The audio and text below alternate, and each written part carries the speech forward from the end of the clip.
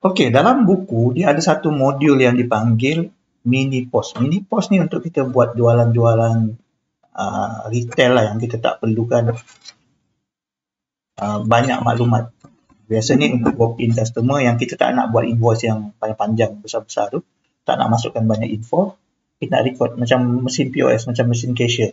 Okay, kita just nak record sell untuk walk-in customer.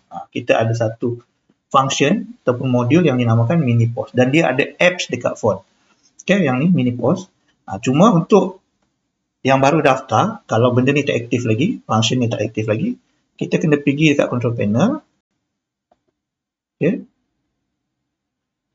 Klik pada control panel.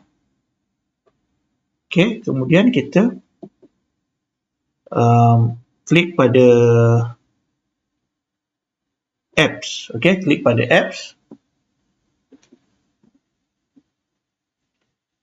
Dan kita kena activate buku mini post. Okay, yang ni saya dah aktifkan lah. Tapi kalau tak aktif, boleh klik activate. Okay, lepas dah activate, baru menu mini post ni keluar.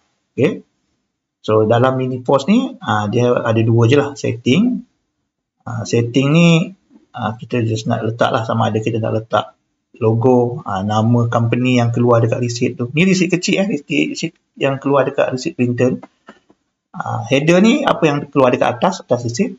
Footer pula adalah apa yang keluar dekat bawah. Yang ni kita boleh tukar lah. Okay, kemudian dekat order ni, adalah senarai order, senarai transaksi mini post yang kita buat. Dia tak boleh record kat sini. Dia kena record melalui phone. Dia ada apps dia. Okay. So, apa yang kita record kat situ akan keluar dekat sini. Okay. Dan semua order ni, dia akan update dalam kita punya account untung rugi, profit and loss, keesokan harinya. Okay. So, yang ni, semua kita record dalam phone. Yang tu saya akan tunjukkan dalam video lain lah.